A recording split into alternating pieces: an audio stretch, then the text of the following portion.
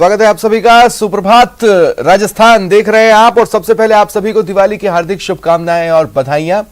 सबसे पहले तो बात कर लेते हैं उन खबरों की आज दिन भर जिन पर हमारी नजर रहेगी। तमाम अपडेट्स हम आप तक पहुंचाएंगे। देखिए, देश भर में आज दिवाली है तो दीपोत्सव की धूम रहेगी। तमाम अपडेट्स, तमाम तस्वीरें हम आप तक पहुंचाएंगे। साथ ही बात करेंगे रामनगरी में बने वर्ल्ड रिकॉर्ड की भी। देखिए, बहुत भव्य तस्वीरें हैं जो आप तक हम पहुंचाते रहेंगे दिन भर। साथ ही बात यह भी है कि टीम इंडिया ने दिवाली गिफ्ट दिया है देश को, उससे जुड़ी खबरें होंगी। और सट्टेबाजों पर शिकंजा कसा गया है, यह भी आपको बताएंगे। चूंकि कल मैच था, ऐसे में सट्टेबाज बाज नहीं आए। और इधर लिफ्ट देकर लूट की वारदात की भी खबर होगी, जिससे आपको रूबरू कराएंगे। फिलहाल शुरुआत करेंगे दौसा से इस वक्त की बड़ी खबर से। बदमाशों ने लिफ्ट देकर लूट की वारदात को अंजाम दिया।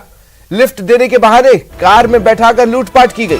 बदमाशों ने मारपीट कर 11,000 रुपए लूट लिए।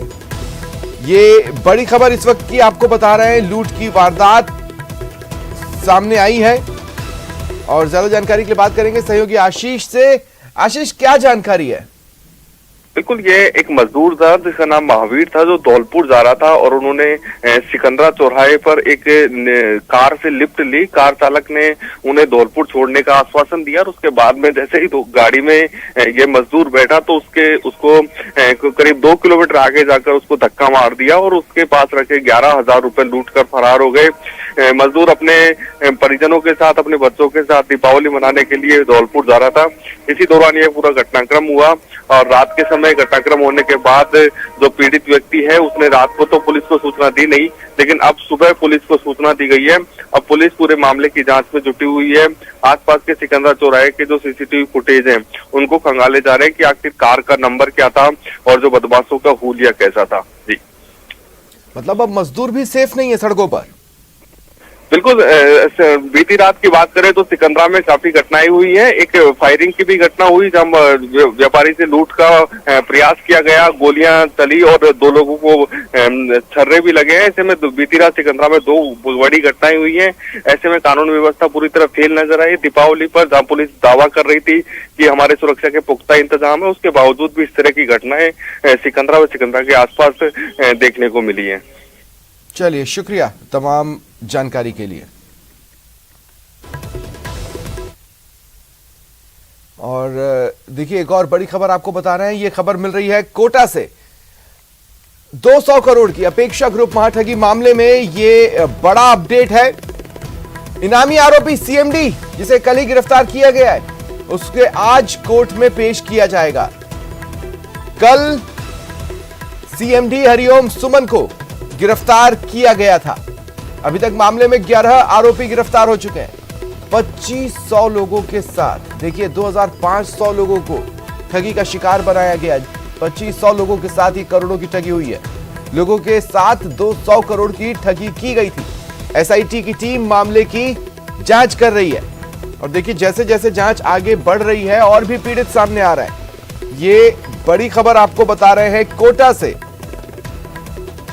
अपेक्षा ग्रुप महाठगी मामले में बड़ा अपडेट। ज्यादा जानकारी के लिए बात करेंगे सहयोगी ओम प्रकाश से। ओम प्रकाश, पूरी खबर।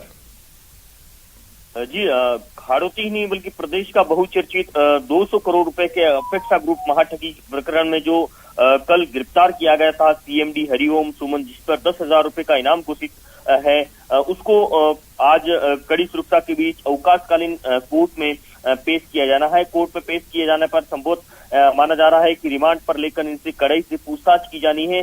पूछताछ के बाद कई चौंकाने वाले खुलासे हो सकते हैं, क्योंकि ये मुख्य आरोपियों की गिनती में है और करीब 38 से अधिक आरोपी इस मामले में बनाए गए हैं, जिसमें से 10 आरोपियों को पहले ही गिरफ्तार किया जा चुका है। इसमें से एक जो इनकी पत्नी को भी पुलिस ने, एसआईटी की टीम ने गिरफ्तार किया था। अब जब दूसरे आरोपियों को आमने सामने बिठाकर जब कड़ाई से पूछताछ की जाएगी तो माना जा रहा है कि जहां जो 200 करोड़ रुपए की ठगी की वारदात को अंजाम दिया था, वो पैसा इन्वेस्ट कहां किया था, इन्होंने कहां पैसा वो लगाया था, उनकी भरपाई करना हालांकि पुलिस के लिए चुनौती जरूर हो सकती है, लेकिन पूछताछ में कि ये कई चौंकाने वाले खुलासे हो सकते हैं। और जो फरार और आरोपी चल रहे हैं, 5-5 हजार रुपए के इनामी आरोपी कई फरार चल रहे हैं, उन आरोपियों के बारे में भी इनसे जब कड़ाई से पूछताछ होगी तो निश्चित रूप से माना जा रहा है कि एसआईटी की टीम को कहीं जो है जो खुलासे हो सकते हैं और उन आरोपियों के बारे में सुराग इन आरोपी के मार्फत लग सकता है। फिलहाल ये कहा जा सकता है कि एसआईटी की टीम को एक बड़ी कामयाबी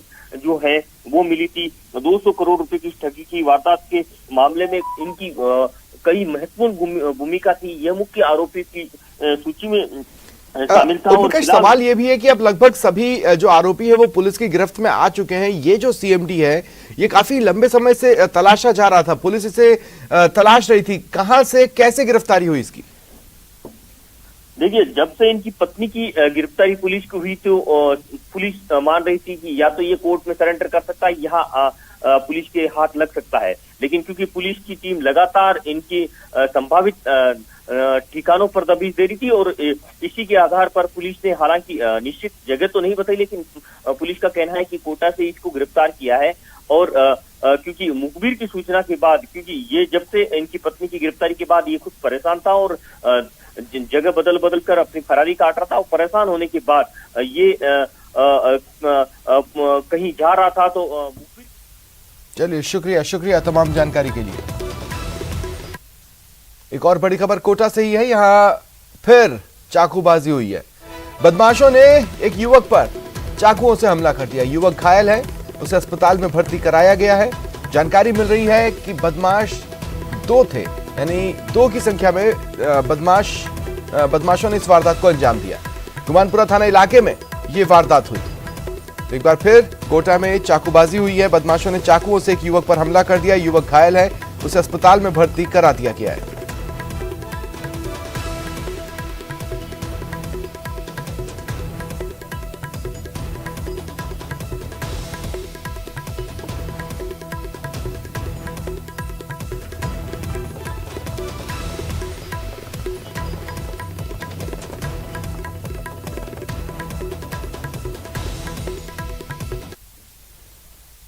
एक और बड़ी खबर कोटा से ही। यहां जुए के अड्डे पर पुलिस ने दबिश दी। दुर्गा बस्ती में जुए के अड्डे पर दबिश दी गई। जुआ खेलते 8 आरोपी गिरफ्तार हुए हैं। इनके कब्जे से 28,330 रुपए बरामद किए गए। जवाहर नगर थाना पुलिस ने इस कार्रवाई को अंजाम दिया है।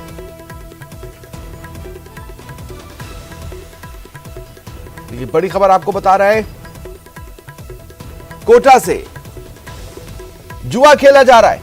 इस सूचना पर पुलिस ने जुए के अड्डे पर दबिश दी। 8 जुआरी गिरफ्तार किए गए। इनके पास से जुए में लगाई गई राशि भी जब्त की गई है।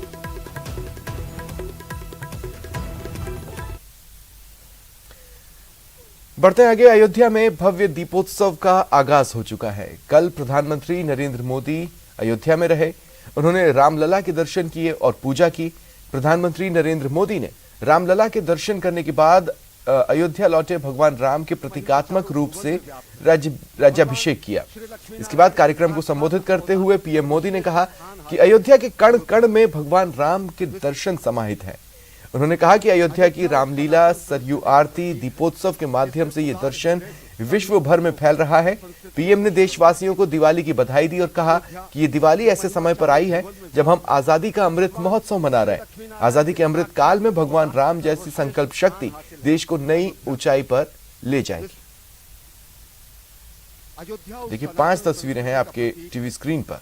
उदार हृदय से सभी धर्मों को आज अयोध्या जी दीपों से दिव्य है, भावनाओं से भव्य है।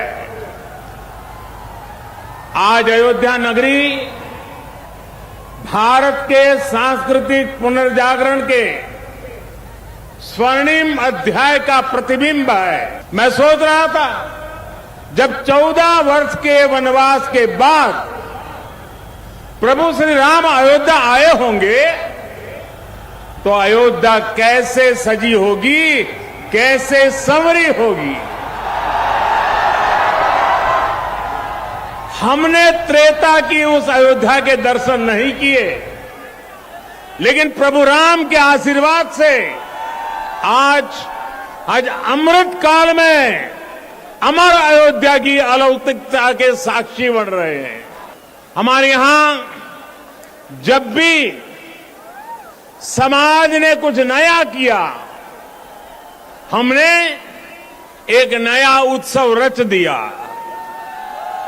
सत्य की हर विजय के, असत्य के हर अंत के मानवीय संदेश को हमने जितनी मजबूती से जीवंत रखा, इसमें भारत का कोई सानी नहीं है। जहां तक नजर जा रही है, ज्योतियों की ये जगमग प्रकाश का ये प्रभाव रात के ललाट पर रश्मियों का ये विस्तार भारत के मूल मंत्र सत्यमेव जयते की उद्घोषणा है। ये उद्घोषणा है हमारे उपनिषद वाक्यों की, सत्यमेव जयते, नानुतम सत्येन पंथा विततो देवयानः। दिया आशा भी देता है और दिया उष्मा भी देता है, दिया आग भी देता है और दिया आराम भी देता है। उगते सूरज को तो हर कोई पूजता है, लेकिन दिया अंधेरी शाम में भी साथ देता है। दिया स्वयं जलता है, दिया स्वयं जलता है और अंधेरे को भी जलाता है। दीपोत्सव की दिव्य दिवाली की तस्वीरें और प्रधानमंत्री का संबोधन आपने देखा। और अब बात करते हैं दिवाली से पहले मनाई गई दिवाली की। T20 वर्ल्ड कप में टीम इंडिया ने शानदार प्रदर्शन करते हुए देश को दिवाली मनाने का मौका दिया। पाकिस्तान को 4 विकेट से हरा दिया। पाकिस्तान ने भारत को जीत के लिए 160 रनों का टारगेट दिया था, जिसे टीम इंडिया ने 6 विकेट खोकर हासिल कर लिया। भारत की ओर से विराट कोहली ने 53 गेंदों में नाबाद 82 रन बनाए। वहीं हार्दिक ने गेंदबाजी में कमाल दिखाया और बल्लेबाजी में भी दम दिखाया, कीमती 40 रन बनाए। इससे पहले अर्शदीप सिंह और हार्दिक पांड्या ने शानदार गेंदबाजी की, पाकिस्तान को 158 रनों पर रोक दिया।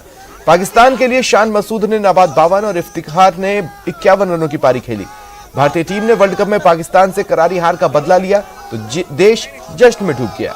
मेलबर्न से लेकर जम्मू तक भारतीय क्रिकेट टीम की जीत का जश्न मनाया गया।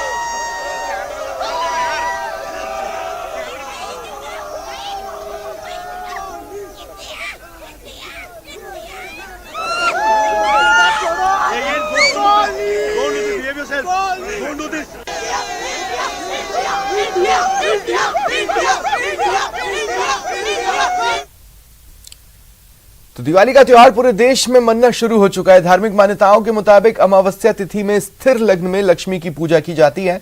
आज दिवाली के अवसर पर सुबह सर्वार्थ सिद्धि योग और अमृत सिद्धि योग भी बना हुआ है। दिवाली की रात विधि विधान से पूजा करने पर माता लक्ष्मी प्रसन्न होती हैं। उनकी कृपा से धन, दौलत, सुख, संतान आदि में वृद्धि होती है। कुबेर स्थित धन प्रदान करते हैं और स्थिर धन प्रदान करते हैं और गणेश जी की कृपा से जीवन के सभी संकट दूर होते हैं।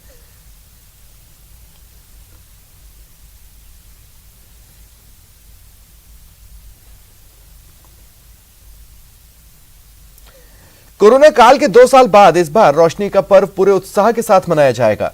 चारों तरफ फैली खुशियों के बीच पटाखे किसी के लिए गम का कारण न बने, इसके लिए विशेष सतर्कता बरतनी जरूरी है। पटाखे जलाते वक्त क्या सावधानी बरतनी है, जानिए।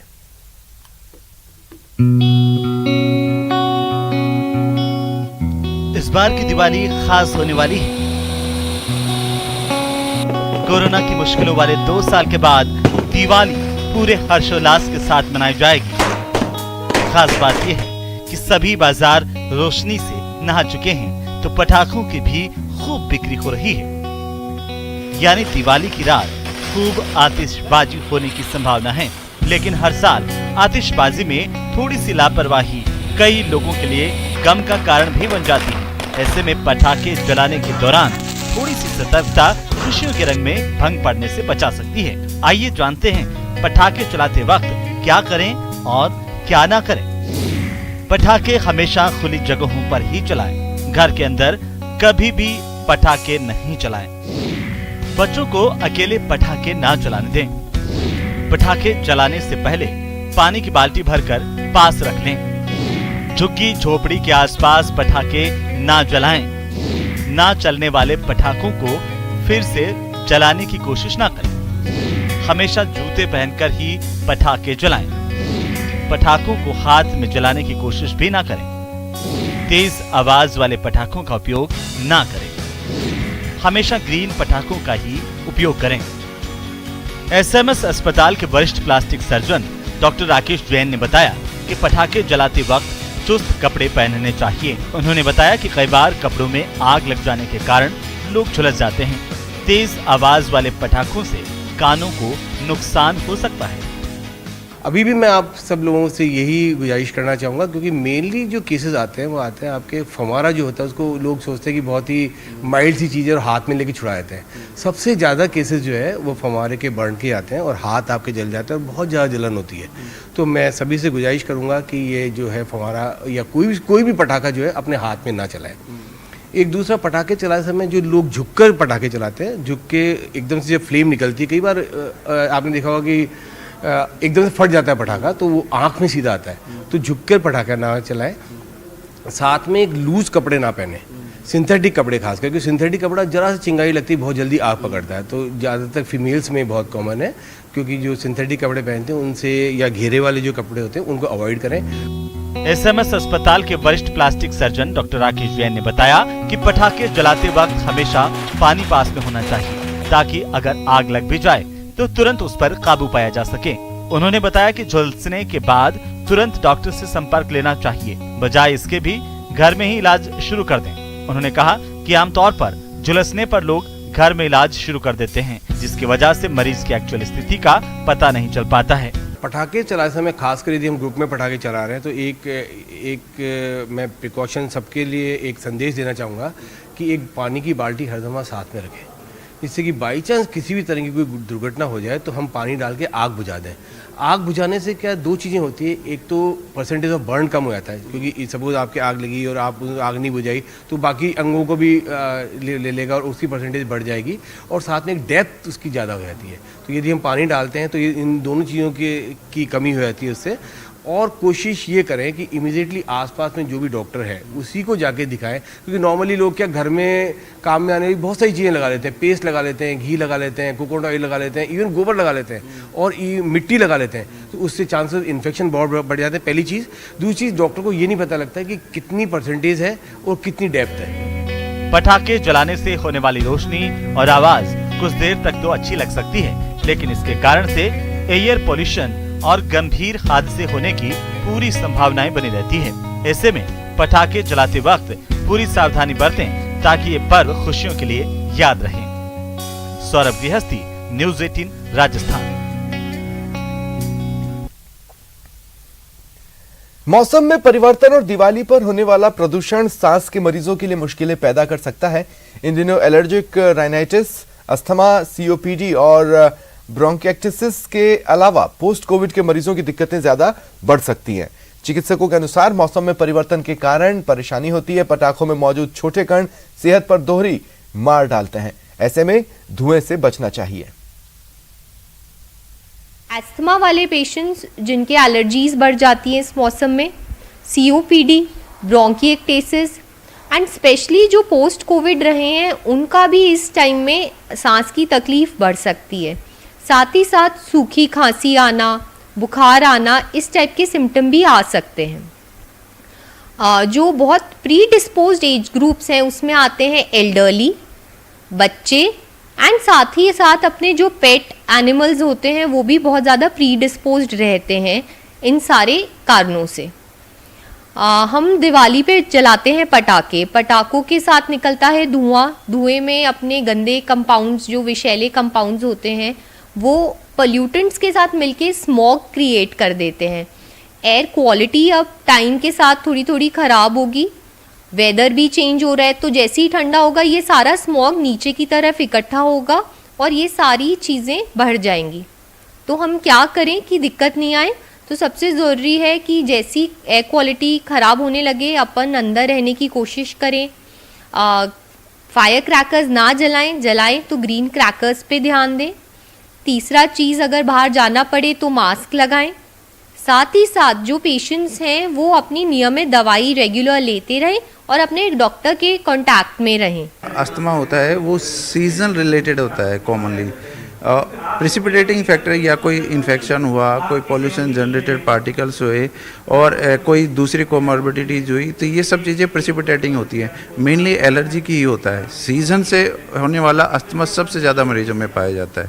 इसीलिए दिवाली के मौसम में जिनको पहले से अस्थमा है उनको मास्क पहनना चाहिए। मास्क ही आज वैसे भी कोरोना आने के बाद हम सब लोगों की आदत में एक तरह से मास्क आ ही गया है, तो मास्क पहनने से हमारे ये नेचुरल बचाव हो गया है अस्थमा जैसी बीमारियों से।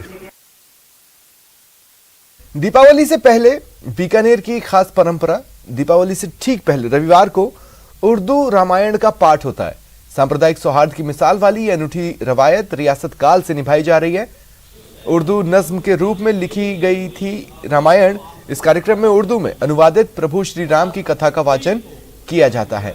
रियासतकालीन महाराजा गंगा सिंह के शासनकाल में एक उर्दू विद्वान मौलवी बादशाह हुसैन खान ने रामचरितमानस सुनने के बाद उर्दू में नज्म के रूप में इसका अनुवाद किया था। पिछले कई सालों से यह अनूठी परंपरा का निर्वहन शहर के लोग करते हैं।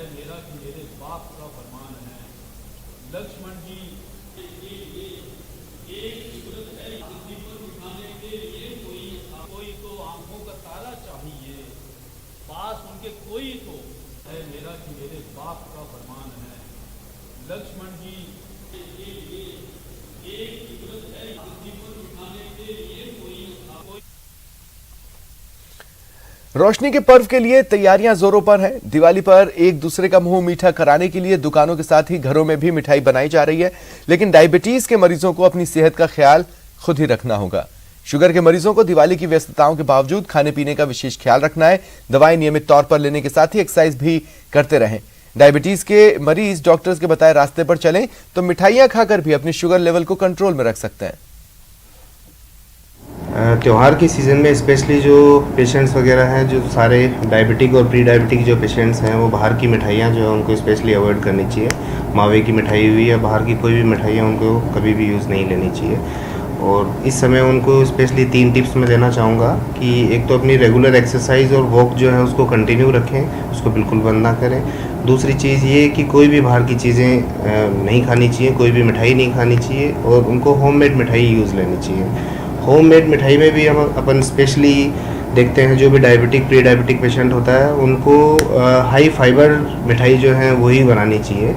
और हाई फाइबर मिठाई में अपन प्रेफर जो करते हैं वो कर सकते हैं, जैसे लौकी का हलवा हुआ, लौकी की बर्फ़ी हुई, ये यूज़ कर सकते हैं। रोस्टेड ड्राई फ्रूट्स अपन यूज़ कर सकते हैं और जो ड्राई फ्रूट्स के लड्डू बनते हैं, आलमंड लड्डू बनते हैं, वो यूज़ कर सकते हैं।